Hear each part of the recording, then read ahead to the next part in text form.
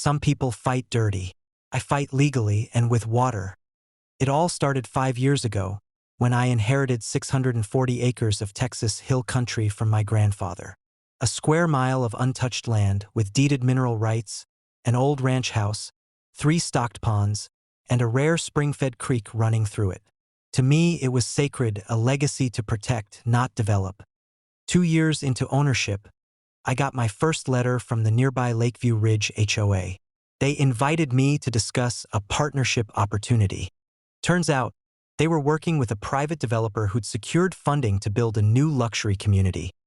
110 homes, each worth over $800,000, complete with a private golf course and sustainable irrigation system. Only problem? They planned to build it on my land. See, somewhere along the line, thanks to a corrupt surveyor and a bribed county official, the HOA and their developer filed permits that falsely claimed ownership of 212 acres of my southeast corner. They broke ground before I even got wind of it. Bulldozers, concrete, model homes, the whole operation. By the time I flew back from a business trip and drove out to the edge of my property, 34 houses were already framed, and another 76 were in progress. Streets were paved. A guard gate was going up. My family's old hayfield had become Hickory Glen Drive. I walked up to the site foreman and said, "You're trespassing." He laughed. "This is Lakeview Ridge Phase 3. You can call the office if you have questions." So I did.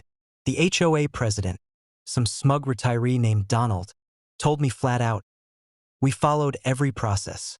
You're welcome to file a claim if you think there's a mistake." A mistake? No, this was theft. They'd assumed I was some absentee rancher who wouldn't notice until it was too late. And in a way, they were right, but they underestimated who they were dealing with. See, I'm not just a landowner. I'm a civil engineer and hydrologist with a background in land reclamation. And unlike their shady developer, I read deeds, topographic maps, and water tables for fun. So I got to work. First, I hired a legal team. We filed an emergency injunction against Lakeview Ridge, citing fraudulent development, trespassing, and unlawful misappropriation of land.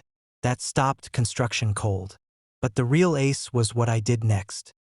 I reviewed my land's hydrology reports. See, my spring-fed creek feeds into a larger watershed system, one that's entirely under my control. The developers had illegally tapped my upper aquifer to fill their ornamental lakes and irrigate their fairways. So I shut the valves, legally, with court orders. Then I rerouted the runoff from my upper 2 ponds, again, all within my rights, using earthworks and spillways that had been in the ranch plans since 1983. I restored the creek to its natural floodplain, which, wouldn't you know, ran right through the development's Phase 3. That winter, a massive storm rolled in. The floodplain did exactly what it was supposed to do. It flooded. Not a flash flood, a slow, steady rise. Foundations cracked, basements filled, drywall warped, retaining walls collapsed. 74 homes became uninhabitable within 2 weeks. The others never finished. The HOA sued me. They lost. The judge reviewed every deed, every water permit, every construction violation. He even called their entire development a monument to arrogance. Lakeview Ridge dissolved within 6 months. The developer declared bankruptcy. And Donald? He moved to Arizona. I bought the land back at auction for pennies on the dollar, all 212 acres of it, and bulldozed every last frame. Today, it's pasture again. The wildflowers are back. The creek runs clear. And I installed a brass plaque near the edge of the old site. Here stood 110 illegal homes, flooded by truth, drowned by justice. Sometimes revenge doesn't come with a punch. It comes with paperwork, water rights, and knowing the land better than the fools who try to steal it.